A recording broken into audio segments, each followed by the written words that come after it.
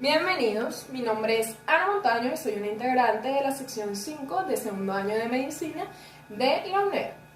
Hoy les voy a estar hablando sobre el asma. Primero debo comenzar hablándoles sobre la fisiología del sistema respiratorio. Comprenden los pulmones, el sistema nervioso central, la pared torácica con el diafragma y los músculos intercostales y la circulación pulmonar. El sistema nervioso central es el sistema controlador y coordinador que regula la actividad de los músculos de la pared costal, que sirven de bomba para la respiración. Como estos componentes del aparato respiratorio actúan de forma concertada para lograr el intercambio gaseoso, el mal funcionamiento de uno de ellos o de su interrelación puede dar lugar a una alteración de su función. Esta función consiste en desplazar volúmenes de aire desde la atmósfera hacia los pulmones y viceversa. La respiración generalmente es un movimiento activo. La contracción del diafragma produce un aumento del volumen de manera lo que produce un cambio de presión equivalente a las presiones del parénquima pulmonar en su parte elástica y de la pared torácica. En resumen, sus funciones son el intercambio gaseoso, el equilibrio ácido-básico, la fonación, la defensa y metabolismo de los pulmones y el manejo de materiales bioactivos.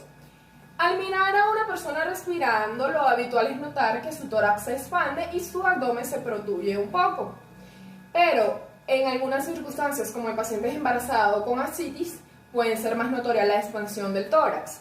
Es decir, esto se denomina respiración de predominio costal. Hay algunos pacientes que refieren tener dolor en el tórax al respirar. Esto sería una respiración de predominio abdominal. Una de las patologías más comunes del sistema respiratorio es el asma.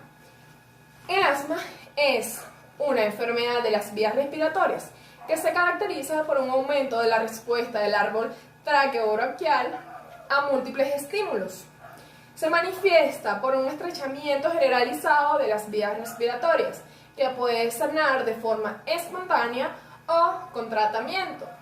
Etiológicamente hablando, las manifestaciones del asma se dan en respuesta a estímulos desencadenantes, ya sean endógenos o exógenos.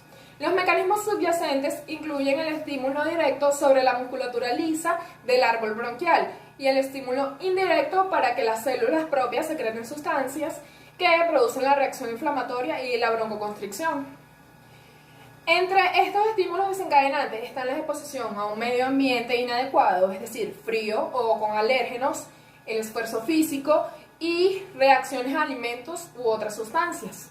Cabe destacar que una parte significativa de la población de asmáticos tiene una historia familiar y personal de alergias negativas, también pruebas cutáneas negativas y concentraciones séricas de la inmunoglobulina E normales. Por lo tanto, clasificarla etiológicamente resulta complicado, pero de todas maneras se ha clasificado así en dos grupos grandes, que es la alérgica y la idiosincrásica. En la fisiopatología, el dato fisiopatológico característico del asma es la reducción del diámetro de las vías respiratorias por la contracción del músculo liso, el edema de la pared y la presencia de secreciones firmes y espesas. El resultado final es un incremento de las vías respiratorias, disminución de los volúmenes expiratorios forzados y de la velocidad del flujo, hiperinflación pulmonar y del tórax, cambios de la retracción elástica, distribución anormal de la ventilación y flujo sanguíneo pulmonar y alteraciones de los gases arteriales. Por lo tanto, aunque el asma se considera una enfermedad primaria de las vías respiratorias, cuando se llega a una crisis asmática grave se alteran prácticamente todos los aspectos funcionales del pulmón. En los pacientes con asma, los linfocitos T helper 2 y otros tipos celulares forman un infiltrado inflamatorio extenso en el epitelio y en el músculo liso de las vías aéreas, que conduce a la remodelación de estas. La hipertrofia del músculo estrecha las vías aéreas y aumenta la reactividad de los alérgenos, las infecciones, los irritantes, la estimulación parasimpática y otros desencadenantes de la broncoconstricción. Entre los desencadenantes del asma tenemos los alérgenos, tanto del medio ambiente como del lugar ocupacional. También tenemos infecciones, ejercicios, irritantes inhalados, factores emocionales, la aspirina y la enfermedad por reflujo gastroesofágico. En presencia de desencadenantes se produce un estrechamiento reversible de la vía aérea y una ventilación pulmonar irregular. La perfusión relativa excede la ventilación en las regiones pulmonares distales a las zonas que fueron estrechadas. Por esto, las tensiones de oxígeno alveolar disminuyen y las tensiones de dióxido de carbono alveolar aumentan. La mayoría de los pacientes puede compensar mediante la hiperventilación, pero en exacerbaciones graves se produce un intenso atrapamiento de gas y los músculos respiratorios pasan a estar en desventaja, aumentando el trabajo de la respiración y en esta condición empeoraría la hipoxemia. Como consecuencia puede haber una acidosis pulmonar y si no se trata puede causar un paro respiratorio o un paro cardíaco. Cuando hablamos de la clínica, diríamos que los síntomas consisten en la triada de la disnea, tos y sibilancia. También, durante el ataque de asma, el paciente puede sentir opresión en el pecho. Un signo identificable sería la lectura de las mediciones del flujo espirométrico, que serían bajas. Los síntomas varían de un paciente a otro. A continuación va a escuchar los sonidos respiratorios de una paciente con antecedentes de asma.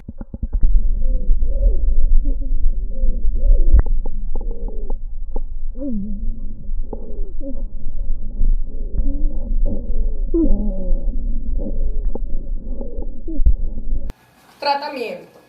El tratamiento y medida más eficaz sería eliminar el alérgeno causal del medio ambiente. También existen 5 grupos de medicamentos, los cuales son los indicados para tratar el asma. Estos son antagonistas beta-adrenérgicos, metilsantinas, glucocorticoides, cromonas y anticolinérgicos. Ningún grupo es eficaz para todos los procesos patológicos que produce la enfermedad y como el grado de alivio de la obstrucción a menudo es incompleto, cuando se emplea un único agente se suelen utilizar un distinto régimen con varios fármacos. Gracias por tu atención. Si te gustó, comparte con tus amigos y conocidos. Pronto actualizaré.